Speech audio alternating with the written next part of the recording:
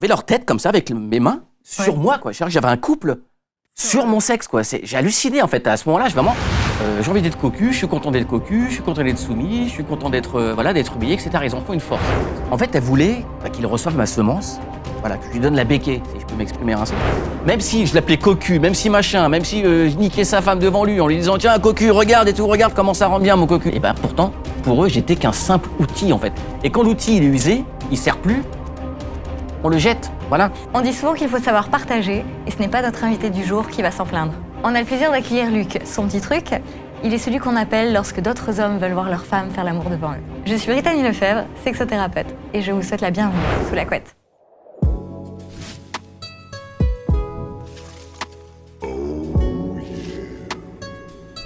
Bonjour Luc, bienvenue sous la couette. Ton prénom? Brittany. Brittany, enchanté.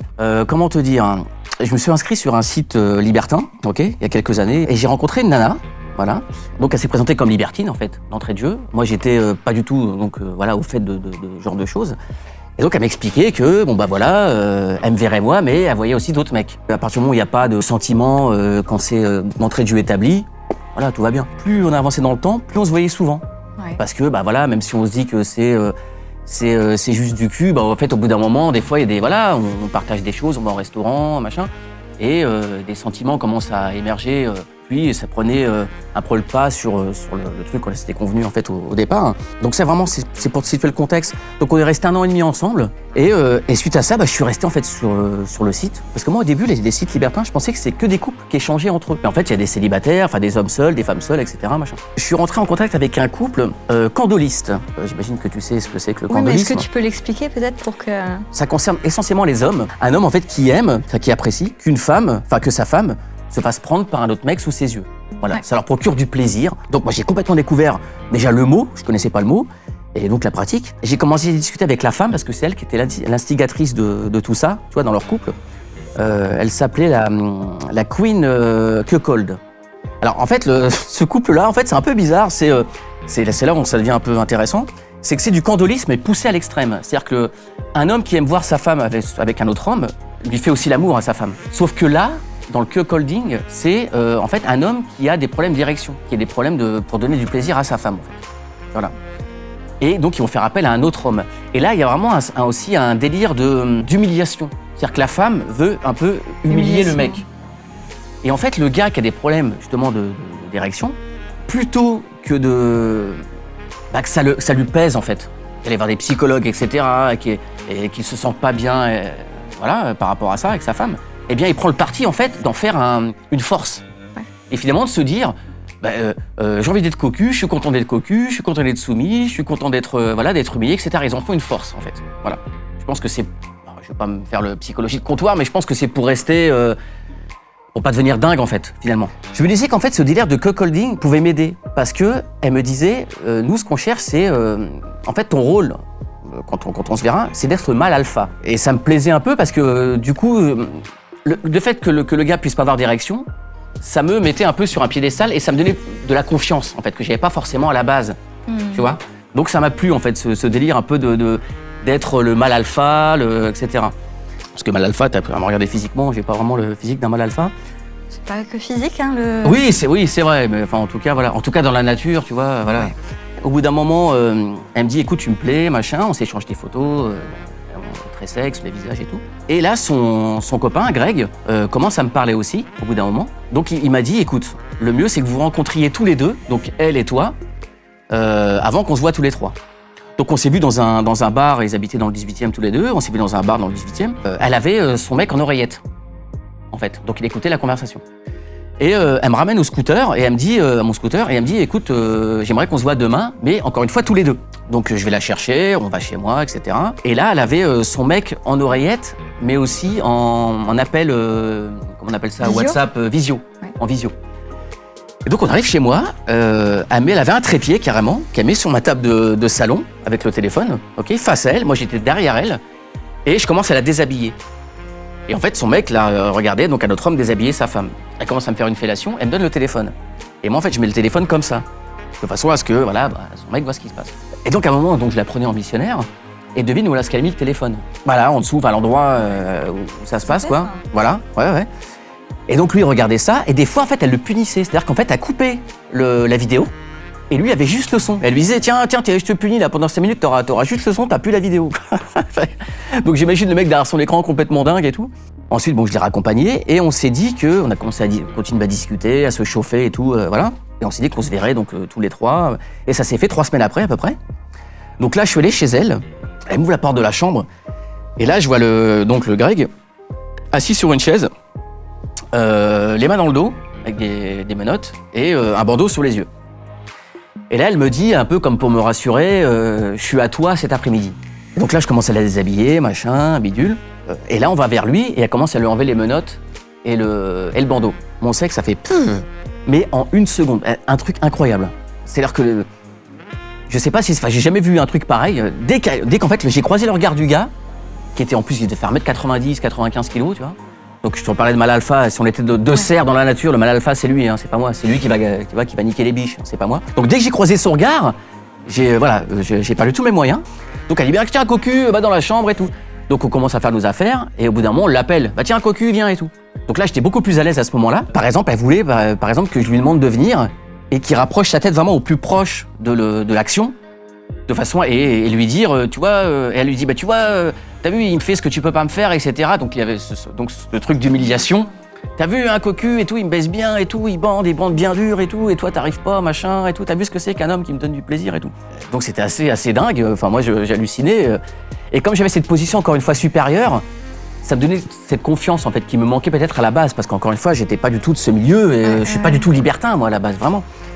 Et tu ressentais quoi toi à ce moment-là?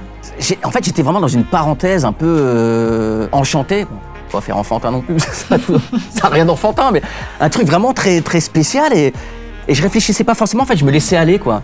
J'étais vraiment libéré et je me laissais porter par le truc. En fait, à un moment donné, ils se sont mis en 69, donc lui est habillé, hein. Il est allongé sur le lit. Elle s'est mise à 4 pattes sur lui, et moi, je me suis mis donc derrière elle, et donc je l'ai prise en levrette. Et donc, devine où est-ce que frotter sur sa bouche, voilà. Et donc, il fallait qu'il lèche, en fait, qu'il donne des coups de langue. Elle était complètement dingue. J'hallucinais complètement, je tripais. Oui, lèche bien. Puis moi, encore une fois, je me prenais au jeu, tu vois. Je commençais vraiment à me détendre et tout. Vraiment, j'étais bien. Et j'ai dit, oui, lèche, cocu, lèche bien et tout, machin. Allez, cocu, lèche et tout. Enfin, j'étais vraiment dans un délire. Ils m'avaient vraiment emporté dans leur truc. Surtout elle, parce qu'encore une fois, c'était l'instigatrice de tout ça. Lui, pour te dire, en fait, il le faisait plus pour lui faire plaisir à elle que par réelle motivation de sa part, en fait, finalement. Il suivait un peu. Voilà, il acceptait, quoi. Parce qu'au bout d'un moment, il n'aurait pas pu la garder, je pense, tu vois. Donc, il fallait qu'il accepte ça. Mais ça lui faisait plaisir aussi, parce que moi, c'était important que lui ne le subisse pas vraiment. Je voulais pas que ce soit un truc un peu malsain. Donc ça, j'en ai beaucoup discuté avec lui en amont, tu vois, quand on... Pas de la pure humiliation. C'est ça, il fallait que ce soit dans le jeu, en fait, dans le cadre d'un jeu, et voilà, rien de plus, quoi. En fait, il y avait cette notion que le cocu remercie l'amant. Vraiment. D'avoir honoré sa femme. Exactement. Et la remercie vraiment jusqu'au bout. C'est-à-dire que, en fait, elle voulait qu'il reçoive ma semence. En fait, voilà, que je lui donne la béquée, si je peux m'exprimer ainsi. Et dès que j'ai senti que ça venait, je suis revenu sur le lit. Et dès que c'est venu, en fait, elle lui dit vas-y. Et donc notre cocu est arrivé. Et donc a pris. Et moi, j'avais jamais fait ça. Et donc a pris ma semence, voilà. Et elle, la même chose et tout. Donc ils sont partagés ça, quoi. La communiste. Et à la fin, ce qui m'a halluciné, c'est qu'en fait, j'avais, si tu veux, j'avais leur tête comme ça avec mes mains sur moi, quoi. J'avais un couple sur mon sexe, quoi. J'ai halluciné, en fait. À ce moment-là, je suis sorti un peu de cette fameuse parenthèse enchantée. Je me suis dit, putain, c'est hallucinant. J'ai un couple sur mon sexe. Comme quoi. si tu te regardes un peu de haut au-dessus. Oui, c'est ça. Bon, exactement. T'es comme ça. Et il y a leurs deux visages qui se sont regardés comme ça. Mais je te jure, mais un regard d'une intensité et j'ai vraiment ressenti de l'amour. Alors ça peut paraître complètement dingue à ce moment-là, vu ce que je viens de te raconter, tu vois. Non, mais c'est un jeu dans le couple et si c'est leur jeu à eux, en fait, c'est leur manière de s'aimer aussi. Bien sûr. Mais qu'à ce moment-là, je vois cette intensité dans le regard, ça m'a vraiment troublé, j'ai trouvé ça beau. Alors que moi, j'étais comme ça, à poil. C'est pas du tout tu vois, c'est complètement dingue, quoi. Et ils se sont regardés, un regard d'une intensité folle, et ils se sont embrassés comme ça. Elle m'a dit, surtout, quand on a fini, et là encore, on est un peu dans la psychologie, elle me dit, tu pars le plus rapidement possible, en disant le moins de choses possible, en étant le plus discret possible. Parce que même j'avais beau être le mâle alpha, le mâle dominant dans ce truc, dans cette parenthèse enchantée encore une fois, j'étais finalement qu'un outil pour eux. J'étais qu'un outil. Même si je l'appelais cocu, même si machin, même si je niquais sa femme devant lui en lui disant tiens cocu, regarde et tout, regarde comment ça rend bien mon cocu, regarde ça bande, bah, t'arrives pas à bander. Et ben pourtant, pour eux, j'étais qu'un simple outil en fait. Et quand l'outil il est usé, il sert plus, on le jette. Voilà. Et donc je me suis habillé assez rapidement, machin, bidule. Et donc voilà, donc ça s'est fini comme ça. Et on s'est jamais revus. C'était ma question.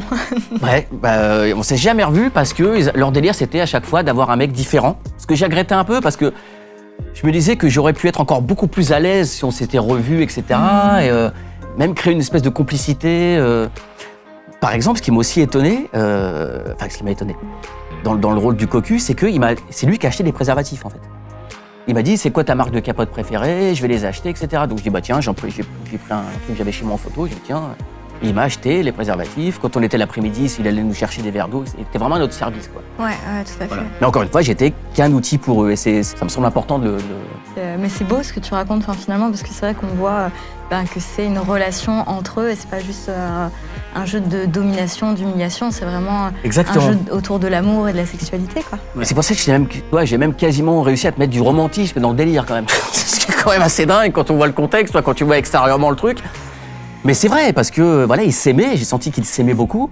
Et toi, quand, notamment la première fois que tu l'as vu et que ça s'est passé au téléphone, avec la caméra, etc., comment tu t'es senti? Parce que c'était peut-être la première fois que tu faisais ça, non? Oui. Le fait qu'ils soient pas là, en fait, au début, tu vois, qu'on soit que tous les deux, finalement, c'est qu'un téléphone avec, tu sais que la personne est là, mais ça m'a pas impressionné, en fait. Puis elle était très enthousiaste aussi, donc voilà, ça te met dans tu la suis, en fait, dans son jeu. Exactement, je la suis.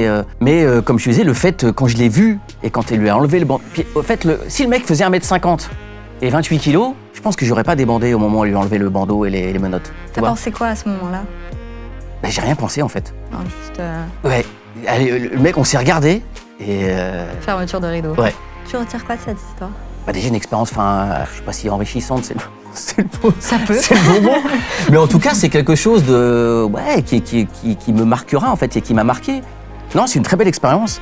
J'aimerais en revivre d'autres. Et le fait de m'amuser avec le mec en l'appelant cocu, machin, ça m'amuse. En fait, il y a aucune méchanceté. Non, bien sûr. C'est vraiment que ça que les gens retiennent, qui verront cette émission. Il y a aucune méchanceté. C'est vraiment, c'est juste un jeu en fait. Voilà, pour moi, tout ça, c'est qu'une parenthèse. Merci pour ton témoignage. Eh bien, merci beaucoup. T'as un petit mot pour la fin? N'ayez pas peur de vivre vos expériences. Voilà, amusez-vous et la vie est belle, tout simplement.